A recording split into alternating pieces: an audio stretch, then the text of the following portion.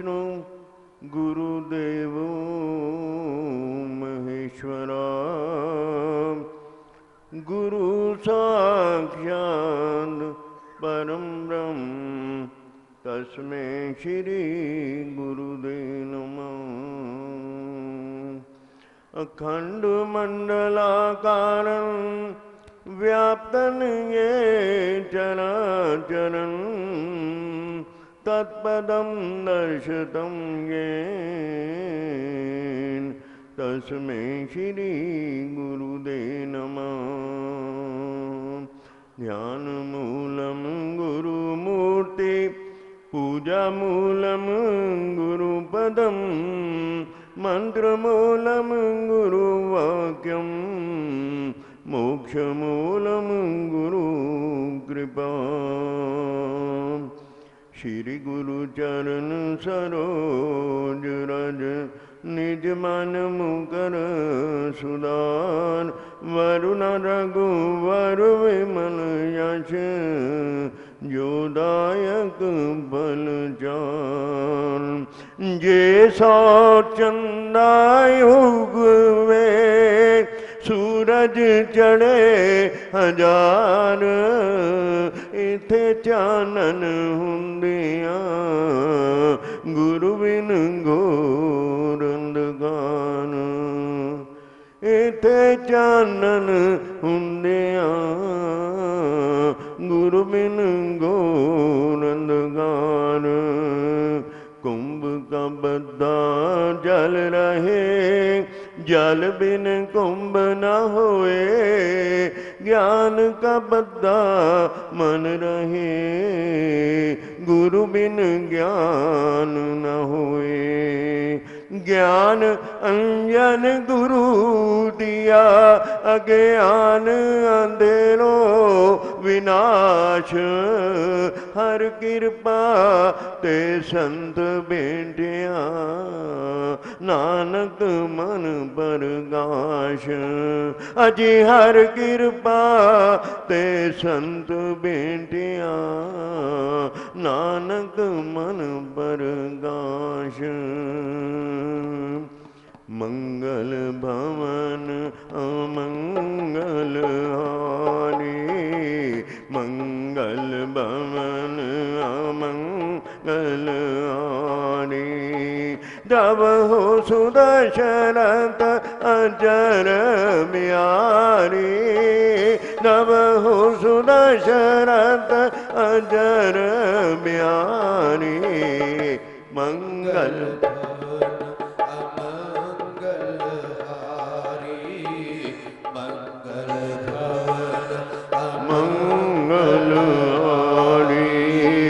चारों युग परताप तुम्हारा। चारों युग प्रणाम तुम्हारा। है प्रसिद्ध जगत उजियारा। है प्रसिद्ध जगत उजियारा। चारों युग परताप तुम्हारा। चारों युग परताप तुम्हारा।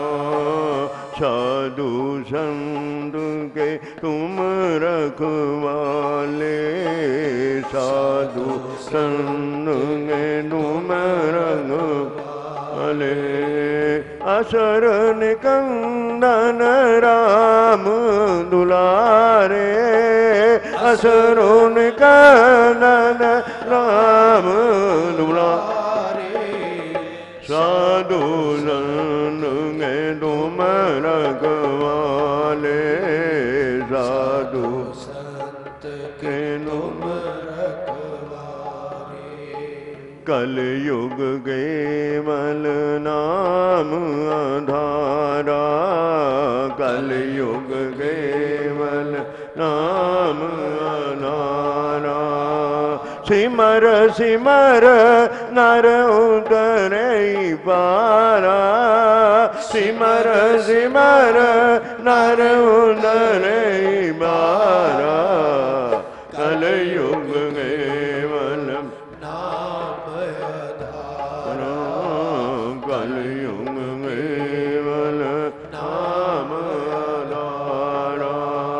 जहाँ सुमति तहाँ संबति नाना, जहाँ सुमति तहाँ संबति नाना, जहाँ कुमति तहाँ विपद निदाना, जहाँ कुमति तहाँ विपद निदाना, जहाँ सुमति तहाँ संबति नाना, जहाँ सुमति तहाँ संबति नाना।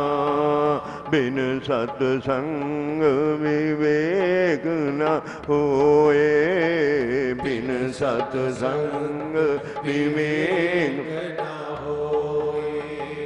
राम कृपा बिन सुलभ न सोई, राम कृपा बिन सुलभ न सोई, बिन सत्संग विवेक न होए, बिन सत्संग विवेक न होए।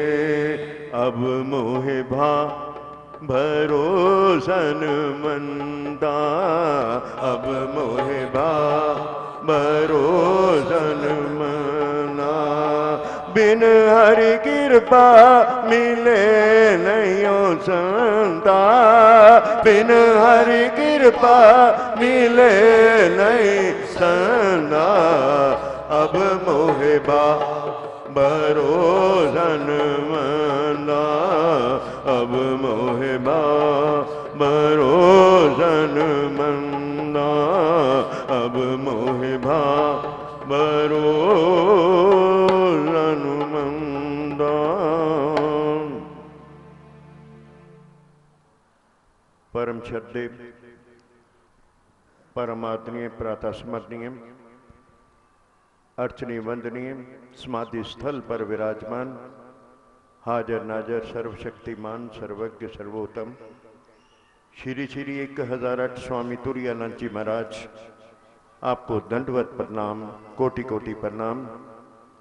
परम श्रद्धे परम आदरणीय प्रातः स्मरणीय अर्चनीय वंदनीय श्री श्री 1008 स्वामी कृष्णानंद जी महाराज, आपको भी कोटि कोटि प्रणाम।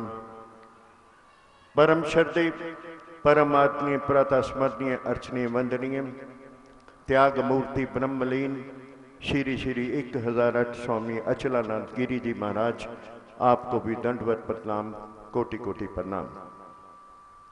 परम आदरणीय सत्संग प्रेमियों, मातृशक्ति पितृशक्ति भाइयों बहनों, आप सबको हरिओम तत्सत, हरिओम तत्सत, हरिओम तत्सत। मान्यवर सत्संग प्रेमियों, जो मेरे प्रभु ने सृष्टि बनाई है उसके हर देश में अपना अपना विधान है, अपना अपना संविधान है प्यारे सत्संग जी, और संविधान के बिना जीवन चल नहीं सकता। हर संविधान में लिखा गया है कि तुम्हारे कार्य क्या हैं और तुम्हारे अधिकार क्या हैं, तुम्हारे राइट्स क्या हैं और तुम्हारी ड्यूटीज क्या हैं, क्योंकि कहा भी जाता है rights and duties go side by side, दोनों साथ साथ चलते हैं। ये नहीं होता भी राइट्स तो हैं लेकिन ड्यूटीज नहीं है। आज विडंबना इसी बात की है। हमारे राइट्स तो हैं, हम मानते हैं, हम कहते हैं, हम क्लेम करते हैं, हमारे राइट्स हैं, लेकिन जहां तक कर्तव्य का सवाल आता है बाकी कर लेंगे, कर्तव्य बाकी कर लेंगे, लेकिन राइट्स मेरे को चाहिए। प्यारे सत्संग जी, ये नहीं चलेगा। मेरे प्रभु ने ब्रह्मांड बनाना, जो ब्रह्मांड बनाया है प्यारे सत्संग जी, उसमें भी नियमावली बनाई, उसमें भी मैनुअल्स मेरे प्रभु ने बनाए। क्या मैनुअल्स बनाए? सूर्य का, सूर्य के लिए भी नियमित सुबह उदय होना है, सूर्य जो है नियमित उदय होना है और शाम को अस्त समय पर हो जाना है। हर व्यक्ति को पता है, समय सारणी सामने आ जाती है, रोज हमारे मोबाइल्स पर आ जाती है प्यारी सत्संग जी, कब उसको उदय होना है और कब उसको अस्त होना है। ठीक इसी तरह प्यारे सत्संग जी, जितने भी नक्षत्र हैं, जितने सितारे हैं, पृथ्वी है प्यारी साथ संत की, लगातार सतत रूप से लगातार चल रही है, चल रही है, इसमें कोई बदलाव नहीं आया है। ठीक इसी तरह प्यारे साथ संगत जी, मेरे प्रभु ने ऋतुएं बनाई हैं, मेरे प्रभु ने ऋतुएं बनाई हैं जो कि 6 भागों में बांटा गया है। सबसे पहले ऋतु है बसंत ऋतु, दूसरा है ग्रीष्म ऋतु, और तीसरी है वर्षा, चौथा है शरद ऋतु, पांचवी है हेमंत ऋतु, और छठी है शिशिर ऋतु। और ये 6 ऋतुएं अपने समय, नियत समय पर अपने आप आ जाती हैं। कभी हमने ये नहीं देखा भी जो है आज गर्मी का मौसम आना था और अचानक सर्दी आ गई। क्या किसी ने ऐसा देखा है? देखा है? होना तो वर्षा ऋतु चाहिए थी, लेकिन बन गया शिशिर ऋतु आ गई। ऐसा कभी हमने नहीं देखा। और मेरे प्रभु ने जो प्रकृति बनाई है प्यारी साथ संग जी, उसके नियमावली बनाई, उसके नियम बनाए, उसके नियत समय निर्धारित कर दिए ताकि वो नियमित मर्यादा के अंदर चल सके, मर्यादा के अंदर चल सके प्यारी साथ संग जी। और मर्यादा का शाब्दिक अर्थ क्या है? मर्यादा का शाब्दिक अर्थ क्या है? मर्यादा का शाब्दिक अर्थ है सीमा, लिमिटेशन, सीमा है। ये मर्यादा, इसी सीमा के अंदर अंदर जो है हर चीज को चलना है। लेकिन प्यारे साथ संगत जी, जो शास्त्रों में इसके मर्यादा के बारे में उल्लेख है, वो कहा है जो परंपराओं द्वारा निर्धारित नियमों का पालन करना। परंपरा कौन सी है? जो हमारे महापुरुषों ने बनाई, हमारे ऋषियों ने बनाई, हमारे बड़ों ने बनाई, उसके दायरे के अंदर अंदर चलना। और प्यारे साथ जी, इसकी हिंदू धर्म में प्यारे साथ जी, इस मर्यादा का बहुत उपमा है, बहुत महिमा कही गई है। और हमारे आराध्य इष्ट कौन? त्रेता के अवतार भगवान राम। त्रेता के अवतार भगवान राम को क्या कहा गया है? मर्यादा पुरुषोत्तम राम। क्यों किया गया? मर्यादा पुरुषोत्तम का माने है जो पुरुषों में सबसे उत्तम हो, जो पुरुषों में सबसे उत्तम हो, उसे पुरुषोत्तम कहा गया है। क्योंकि उन्होंने अपने कुल की मर्यादा, क्योंकि उन्होंने अपने संबंधों की मर्यादा के अंदर अंदर अपना जीवन व्यतीत किया, तभी उनको कहा गया मर्यादा पुरुषोत्तम राम। और प्यारी साथ संगत जी, और ये जो है ये सबसे बड़ी उपाधि उन्हीं को मिली है। और अगर ये मर्यादा जो है, अगर ये मर्यादा को इतनी महिमा देने का कारण क्या है? आओ आज हम देखते हैं, अगर मर्यादा के अंदर कोई चीज नहीं है तो फिर क्या होगा? जरा सोचो, अगर नदियां जो है अपनी बांध के अंदर अंदर, अपनी मर्यादा के अंदर अंदर वो चले ना, नदियां अगर पानी जो है किनारे छोड़कर बाहर आ जाए तो फिर क्या होगा? ठीक इसी तरह अगर समुंदर जो है अपने किनारे छोड़ दें, अगर समुंदर अपने किनारे छोड़ दे और किनारे छोड़कर सड़कों के ऊपर जल आ जाए तो फिर सोचिए क्या होगा। ठीक इसी तरह प्यारी साथ संगत जी, जो जंगल के पशु हैं, हिंसक पशु हैं, अगर वो हिंसक पशु अपना जंगल छोड़कर हमारी बस्तियों में आ जाएं, हमारे शहरों में आ जाएं, तो जरा सोचो फिर क्या होगा।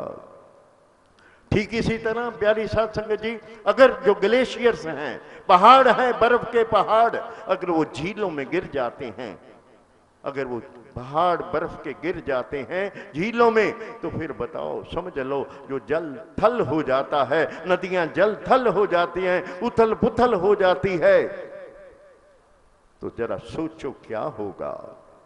ठीक इसी तरह प्यारे साथ संग जी, अगर पहाड़ हैं जो मेरे प्रभु ने बनाई हुई है, वो प्रकृति के पहाड़ जो है अपनी जगह से अगर खिसक जाएं, अपनी जगह से भूस्खलन जिसको बोलते हैं, अगर वो भूस्खलन हो जाए तो प्यारी साथ संग जी जरा सोचो फिर क्या होगा।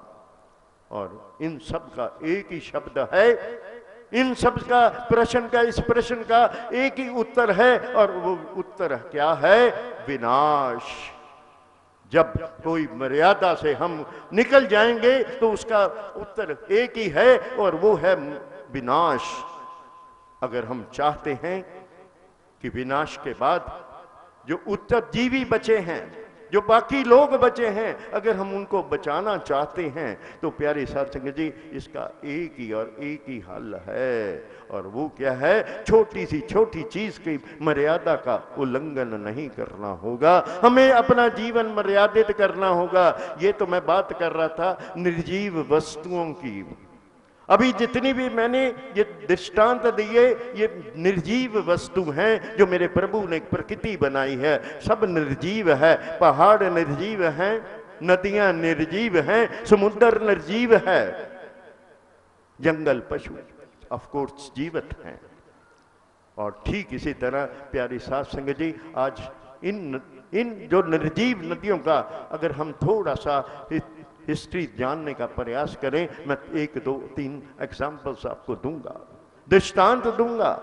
सन 2013 में प्यारी साध संगत जी, जब केदारनाथ से जो उत्तराखंड में मेरे प्रभु का ज्योतिर्लिंग है, और ज्योतिर्लिंग में प्यारे साध संगत जी उस समय जो है ग्लेशियर गिरा था, झील में ग्लेशियर गिरा था। और ग्लेशियर गिरने से क्या हुआ? वहां जो मंदोकरी नदी थी उसमें उफान आ गया, लाखों लोग मारे गए, श्रद्धालु मर गए। देश विदेश से आए हुए श्रद्धालु जो केदारनाथ बद्रीनाथ की यात्रा करने गए हुए थे, तो प्यारी साथ संगे आज तक उनका पता नहीं चला। बर्बादी हमने देखी टीवी के माध्यम से, हमने बर्बादी देखी न्यूज़पेपरों में। आज भी उस विपदा को याद करते हैं तो रोंगटे खड़े हो जाते हैं। ये सन 2013 की बात है। ठीक इसी तरह प्यारी साथ संगी, धौली गंगा उत्तराखंड में 2021 में, यानी कि पिछले वर्ष भी ऐसा एक ग्लेशियर गिरा था। और प्यारे साथ संग जी, ग्लेशियर का गिरने का कारण क्या था? क्यों ग्लेशियर गिरा था? प्यारे साथ संग जी, भगवान कृष्ण गीता में कहते हैं कि गीता के 7वें अध्याय के 4थे श्लोक में फरमाते हैं क्या? वो कहते हैं कि मेरी 8 अपरा शक्तियां हैं। हे जीव, हे पार्थ, मेरी 8 अपरा शक्तियां हैं, जिनमें 5 स्थूल हैं और 3 जो हैं सूक्ष्म हैं। जो 5 स्थूल हैं वो है पृथ्वी, जल, वायु, अग्नि और आकाश। इसका कारण यही है कि जीव ने इन 5 मेरे प्रभु की 5 शक्तियों को दूषित कर दिया है। कसूरवार कौन है? जीव है, जिसने इसकी सारी की सारी अपरा शक्तियों को दूषित कर दिया। आगे भगवान 5वें श्लोक में कहते हैं कि जीव मेरी पराशक्ति है। जीव मेरी पराशक्ति है, जो मेरी अपरा शक्तियों का विद्रोहन करती है, उपयोग करती है। प्यारे साथ संगत जी, यानी कि हम उस अपरा शक्तियों को पृथ्वी, जल, वायु, अग्नि, आकाश, मन, बुद्धि और अहंकार, ये 8 अपरा शक्तियों का हम क्या करते हैं? विदोहन करते हैं, प्रयोग करते हैं। क्या मैं पूछ सकता हूं, क्या हमारा पृथ्वी के बिना हमारा गुजारा है? जल के बिना हमारा गुजारा है? वायु के बिना हमारा गुजारा है? आकाश के बिना हमारा गुजारा है? अग्नि के बिना हमारा गुजारा है? और इन्हीं पंचभूतों का जो ब्रह्मांड बना हुआ है, और हम और आप भी, हमारा स्थूल शरीर इन्हीं 5 तत्वों से बना हुआ है। प्यारे साथियों, अगर इसमें से एक तत्व भी हमारे पास ना हो, इसमें से एक तत्व भी ना हो, मान लो पृथ्वी नहीं है, तो प्यारे साथ ये प्लस्तर जो हुआ है, तो क्या हम सस्टेन कर लेंगे? क्या इसके बिना हम रह लेंगे? अगर हमारे अंदर जल नहीं है, प्यारे साथ जी, हमारे अंदर 70% जल है, 70% जल हमारे अंदर है। जैसे इस ब्रह्मांड में जल जो है 70% है, खून के रूप में, पानी के रूप में, और जो जितने भी तरल पदार्थ है हमारे बॉडी के अंदर, एंजाइम्स जितने भी हैं, स्थूल मिला के 70% है। और इस ब्रह्मांड में भी जल जो है 70% है। कहते भी हैं क्या हुआ? ये जीव को क्या हुआ? कल तो ठीक था, आज क्या हो गया? तो हम कहते हैं इसका जल खत्म हो गया, पानी खत्म हो गया, मौत को पा गया है। ठीक इसी तरह अगर हमारे शरीर के अंदर अग्नि तत्व ना हो हमारे शरीर के अंदर अग्नि तत्व ना हो तो कहते शरीर ठंडा बढ़ गया। कहने का तात्पर्य इसका हरि ओम तत्सत हो गया, ऊष्मता खत्म हो गई। हम जितना भी जीव खा पी रहे हैं ऊष्मता के कारण है। हमारे अंदर ऊष्मता नहीं होती, जिस दिन हमारे अंदर ऊष्मता नहीं होती हमारा खाने का मन नहीं करता, हम कुछ खा ही नहीं सकते, हमारा अंदर डाइजेस्ट नहीं होगा। तभी कहते हैं कि खाने के साथ ठंडा पानी नहीं पीना चाहिए, क्योंकि उसका कारण यही है प्यारे साथ संगत जी, जो हम खाते हैं अंदर अग्नि जल रही है। वो वैसे ही हो गया जैसे आपने गैस चलाई हुई है और ऊपर गैस चला दी और ऊपर से एक गिलास पानी गैस के ऊपर डाल दो तो क्या होगा।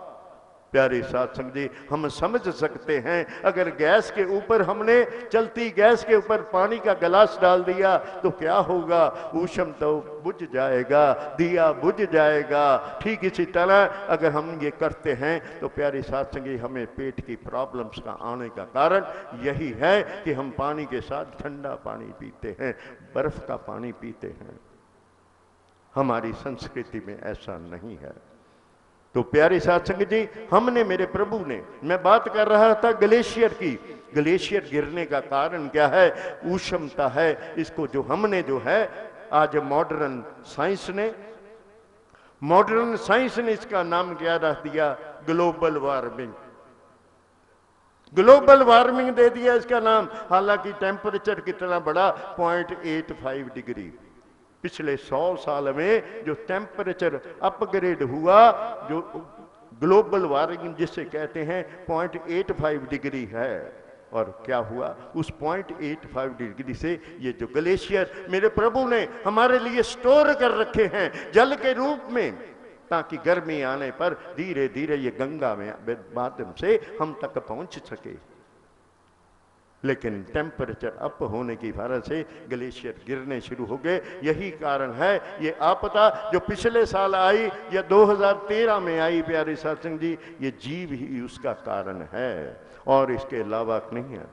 ठीक इसी तरह हम बात करते हैं धरती की, और धरती का भी हमने दूषित कर दिया। आज केमिकल्स बना करके, केमिकल्स डाल डाल के प्रोडक्शन बनाने के चक्कर में हमने जो है कीटनाशक दवाइयां यूज करनी चाहिए जो पॉइजन है।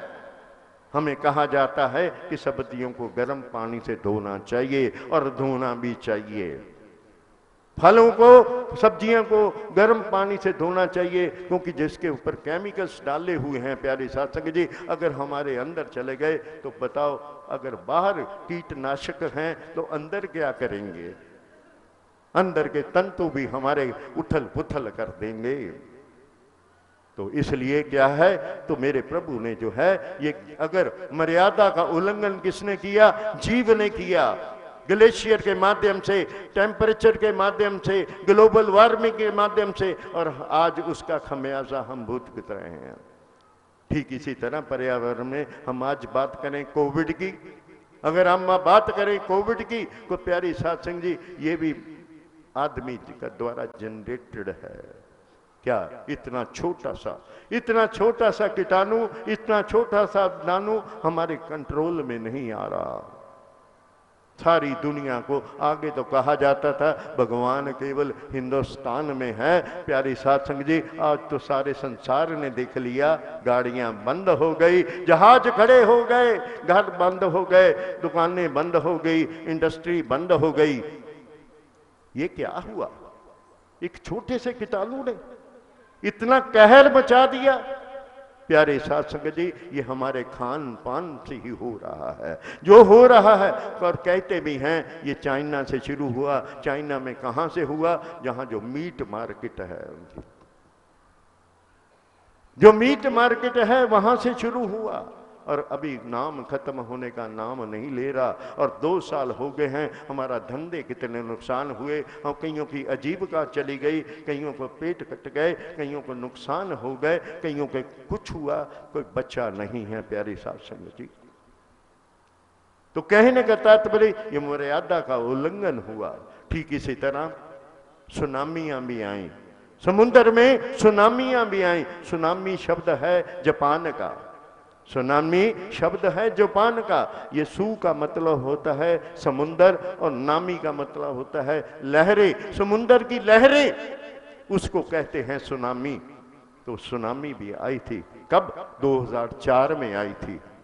प्यारे साथ संगत जी, 2004 में जो भूकंप आता है, सुनामी होती क्या है? सुनामी होती है प्यारी साथ संगत जी, हम देखते हैं जो भूकंप आते हैं, धरती पर भूकंप आते हैं, धरती हिलती है। वो धरती हिलने का कारण भी क्या है प्यारी साथ संगत जी? हमने धरती की कोख को खाली कर दिया है। धीरे धीरे वो धरती माता थी और माता को धीरे धीरे खाली कर दिया। इस धरती में क्या नहीं है? इस धरती के माध्यम से अनाज खाते हैं, इसी धरती में आपका जल पड़ा हुआ है, इसी धरती में आपका पेट्रोल पड़ा हुआ है, इसी धरती में आपका डीजल पड़ा हुआ है, इसी धरती में आपके धातु हैं, इसी धरती के अंदर आपके केमिकल्स हैं। और धीरे धीरे जो मनुष्य है अपनी इच्छा से ज्यादा अमीर बनने के चक्कर में ज्यादा धरती को खोखला कर रहा है। परिणाम स्वरूप जब धरती माता को खोखला करेगा, उसका आधार ढीला पड़ रहा है, यानी मर्यादा का उल्लंघन हम कर रहे हैं। मर्यादा का उल्लंघन यहां भी हम कर रहे हैं। परिणाम क्या हो रहा है? परिणाम हम भोग रहे हैं। भूकंप आते हैं, कितनी तीव्रता के? 9.1 तीव्रता के भूकंप आते हैं। जब धरती पर भूकंप आते हैं, पृथ्वी हिलती है तो उसे भूकंप कहते हैं। और यही पृथ्वी जब समुद्र में हिलती है उसे सुनामी कहते हैं।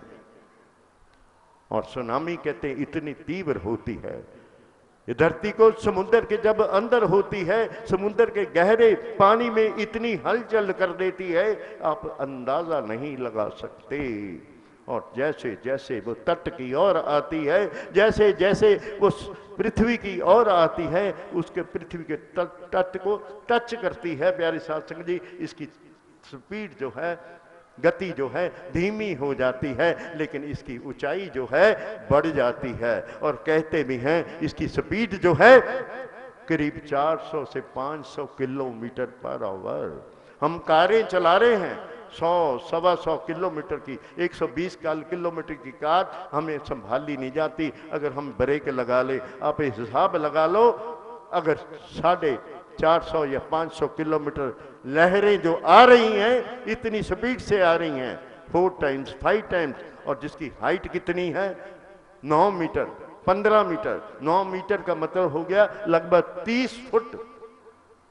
हम और यहां बैठे हैं लगभग मेरे हिसाब से 20 फुट के करीब होगा।